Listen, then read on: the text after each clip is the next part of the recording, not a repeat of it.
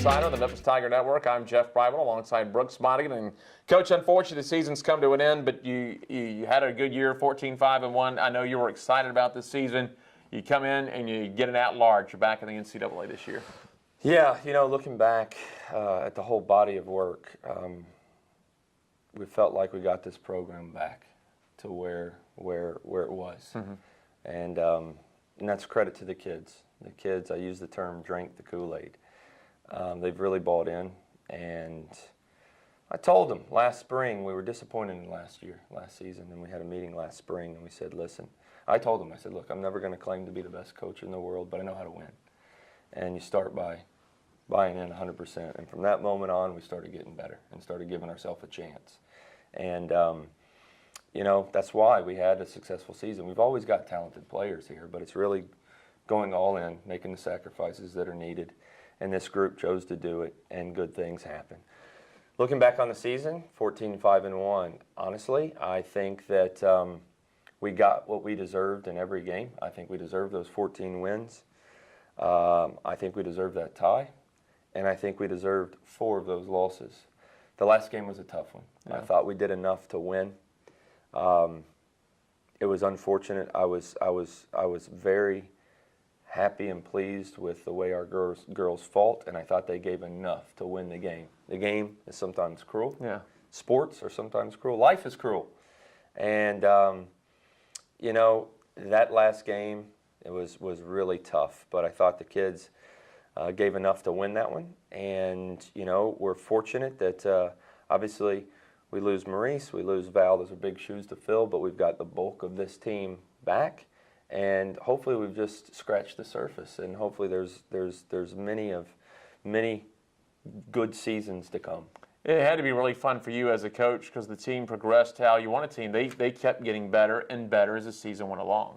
Yeah, they did, and that's their attitude. That's their mentality. That's them saying, Coach, we'll do what you want to do. That's them being coachable, and I'm forever grateful for having a group that is bought in that way. I'm forever grateful for having the staff, and that goes from our trainer to our manager, obviously to Johnny and Lizzie, that everybody's 100% bought in. Because if you're really going to be successful, that's what has to happen.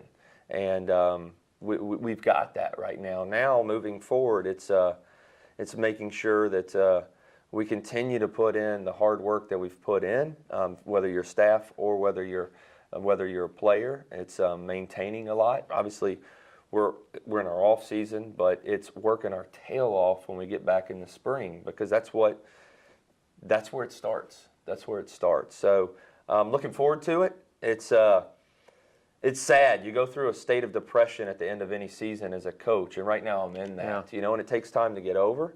But I'm sad that I won't be spending as much time with these kids, because they make me happy, man. They make me want to coach, and they make me better. And but I look forward to getting back out there in the spring and taking the strides that we need to hopefully go further next year. You mentioned some of the seniors leaving; they were key seniors, but overall, you had a fairly young team, and not to look too far in the future. But with the youth of this team and what they accomplished this year and that buy-in that you talk about, you got a chance to have another pretty good run here for a few years. Yeah, no, I think we've got the chess pieces, I really do. It's exciting.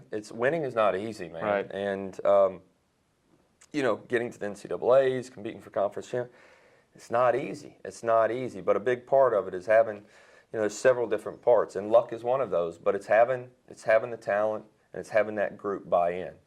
And those are 2 big pieces, but they don't guarantee anything, but those are 2 big pieces that we feel we have at this moment, and it's just making sure that we continue that.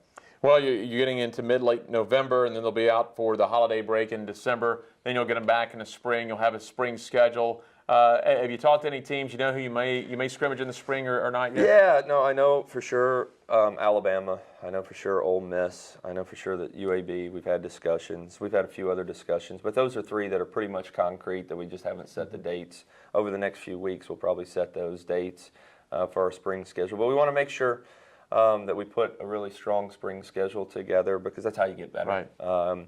So that stuff will be in place here soon. But we'll end up having a good spring schedule. And I know all the dates may not be set yet, but once you get to spring and summer, you'll have your camps. I'm sure they'll be up on the website. What all kind of camps you do? Yeah.